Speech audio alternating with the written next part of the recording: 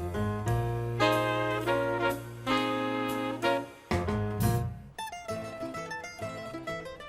opened a restaurant called Time, French American, about 10 years ago. Had a great run. Had the opportunity to travel Italy 2 years ago. Went through the Tuscan countryside. It was wonderful. Came back and said, you know what? It's time to make a change. So Timo means time in Italian. So we reconcepted about a year and a half. We're pretty much doing Northern Italian, prosciuttos, risottos, homemade raviolis, medium-priced, great Italian wines. Timo's my take on Northern Italian food from my travels and experiences and reading. And a lot of fun, much more casual. I've always been in the business, and I really love doing it. The open kitchen gives you an opportunity to really meet the guests and really get to know and understand what they need, what they like, and how they're feeling. There's a lot of people come, have had a bad day at work. They see the chef, open kitchen, how you doing, chef? Hey, everything's good, what's going on? And you strike up a nice conversation, and you really get to know your customers. It's a true urban oasis. We have about 130 seats on the patio. You can't see it from the outside, and when you're on the patio, you really don't feel like you're in the city. It's got ivy, it's got Italian white Christmas lights, it's lush, it's green, it's really beautiful. I want you to feel like you're at your friend's house having a nice casual dinner, because that's what it's about. It's not stuffy, you don't have to have a jacket. We're business casual, and we want you to have fun when you come.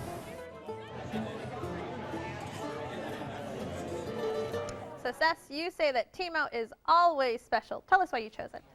I like Timo for a lot of reasons. It's in a very kind of isolated part of the city, and yet when you walk in there, it's absolutely stunningly beautiful. The bar is gorgeous. Move your left, there's a larger dining room, and of course they have a beautiful outdoor patio. And you feel like you're not even in Chicago anymore once you're inside that restaurant. And John does a great job of trying to find organic ingredients for his restaurant when he can, and I've always felt that the food was fantastic. We felt that it was pretty good, but we were glad we experienced it, but we weren't necessarily sure if we would want to go back. We felt that the appetizers were great. We had an issue with some of the entrees, and the dessert was spot on. We ordered an appetizer each, and we usually tend to do family style for our appetizers where we'll both share. So we ordered the tomato mozzarella and the rabbit ragu, which was a special. And what I really liked that they did was that they coursed them out for us. First, they sent out the rabbit ragu with 2 separate plates, and we served each other. And then when our tomato mozzarella came out, it was in separate portions, and it was placed as a salad course, which I really liked that they took the initiative to do that. My husband had the spit roasted. They do a lot of spit roasting, which I thought was very interesting. And he had the spit roasted risotto, which was done very well. The risotto was cooked perfectly, a little under seasoned, but for the most part, I mean, it was absolutely gorgeous and it was not breaking. And then I ordered the salmon, and the salmon was just, it may have just been the quality of the salmon, maybe an off day, but I ordered medium rare and it came out pretty well. Did they try to fix the problem for you? They did. I really didn't want, at that point I was so full that I was just happy to pick at all the plates, and my plate kind of just got kind of abruptly taken away and sent back, and then I got a raw piece. So it would have just been better if the issue had just been kind of let go as I had originally kind of intended it to be. I had a very similar experience to Sarah's. I thought, I mean, I would definitely go back there again. I really enjoyed the space. The outdoor space was great. Probably, in fact, it's the best one I could think of in Chicago for that sort of dining. I mean, for that alone, I would return. It was excellent. Appetizers, they hit on all 3 of them. I had the Parmesan shrimp, at the server's recommendation, I had the Parmesan shrimp, but I also had the Italian sausage and asparagus risotto, which was great. It wasn't gloppy and it wasn't soupy, and it was just cooked to the perfect consistency, and I really thought the risotto was just bang on. And then I had the pork, spit roasted pork with the potatoes and so some bacon and some carrots on there. I thought the spit roasted pork was actually it was a little bit overdone. I could have said something, but I was enjoying the space so much I didn't want to bother them. Yeah. It was a forgivable sin for me. So Seth, looks like Sarah and Peter had some inconsistencies in their meal. Have you ever experienced that? I don't think I have, but I'm very biased when it comes to Timo. I've had all of the risottos as well, and I've always also appreciated the portion size. I think his portions, regardless of whether you're having appetizers or you're having an entree or even desserts, are just right on. I also we've had his tilapia, we've had his salmon. I've never had an undercooked or overcooked salmon, and his duck always seems to be great. I also really liked his prosciutto and melon, which come with those sticks, and I thought everything was really fresh and great. I love prosciutto.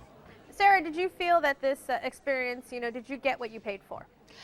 I felt that it was overpriced for what we had received. I'm very glad that I experienced it, but there will always be another restaurant that will have something that will offer that's a little bit more unique and a little bit more maybe perhaps what I'm looking for. And it just seems that in a restaurant industry such as Chicago, where you really do need to have that unique quality and a really wonderful unique space and unique experience, that there will always be something that may be a little bit better.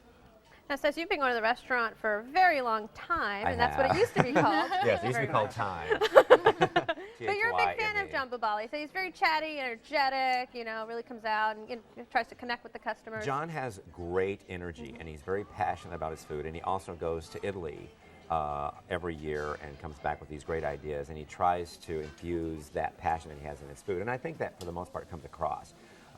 He spends a lot of time in his kitchen, which I really appreciate.